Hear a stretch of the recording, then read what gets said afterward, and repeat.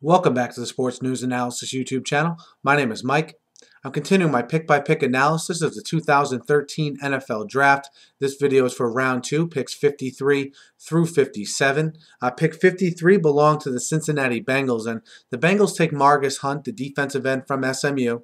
Some people thought Hunt would have gone towards the top of the second round or even the end of the first round, but he lasts till the Bengals here at 53. Hunt's a guy 6'8", so a big specimen of a man. Sort of reminds me of Justin Smith of the 49ers.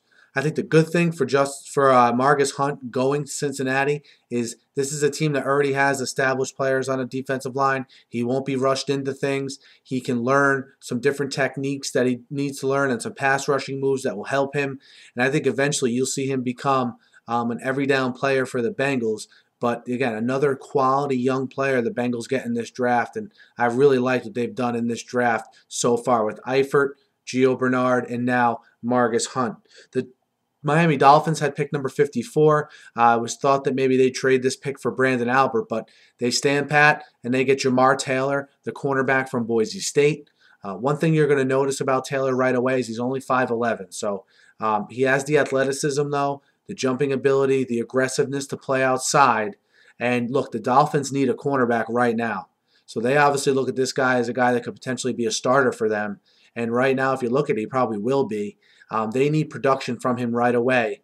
And being that they took him this early, they obviously see something in this guy.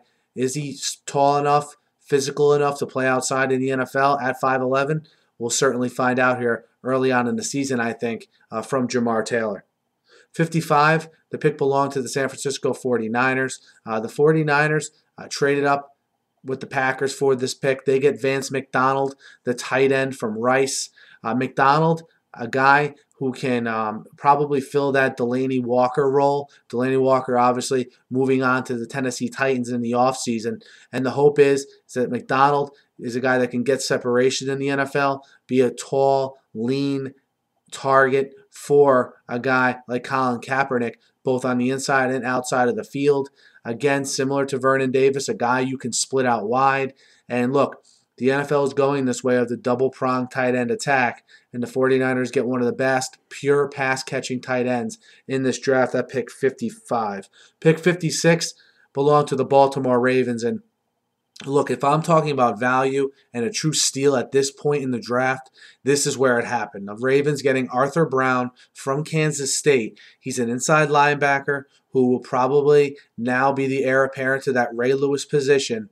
And if there's one guy you could have handpicked to try, and I'm not saying he's going to be Ray Lewis, but to attempt to do this, it would have been Arthur Brown. He's a leader. He's aggressive. He's well schooled from playing under Bill Snyder at Kansas State, and he's tremendously productive. And lastly, he's a very good football player. I love this pick. I thought Arthur Brown was a first-round pick. I thought the Bears, the Giants, the Packers should have all been on this guy in the first round. I think they missed the boat, and I think the Ravens got a gem here in Arthur Brown, the inside linebacker from Kansas State. Pick number 57 belonged to the Houston Texans. Look, the Texans picked up Ed Reed in free agency. Still had a need at the safety position, though, after Glover Quinn left for Detroit. They get DJ Swearinger, the safety from South Carolina here in the second round. And Swearinger's a guy, big-time trash talker, as I think Todd McShay pointed out on ESPN, which is a great point. Hits very hard, sometimes just reckless, though, even more so than an Eric Reed. So they're going to have to control that on him. He can learn a lot from Ed Reed as they go throughout the couple of years. At least they'll be playing together while Reed is a member of the Texans. He's played corner in college as well, so he has some pretty good coverage skills for a safety. I think he was the best safety on the board, and if the Texans thought that was a big need, I think that's a good pick. Guys, that's my analysis of picks 53 through 57 here in the second round. Be sure to subscribe to my channel. I'm doing a pick-by-pick analysis here again, guys. Be sure to subscribe. Thanks again for listening, and have a great night.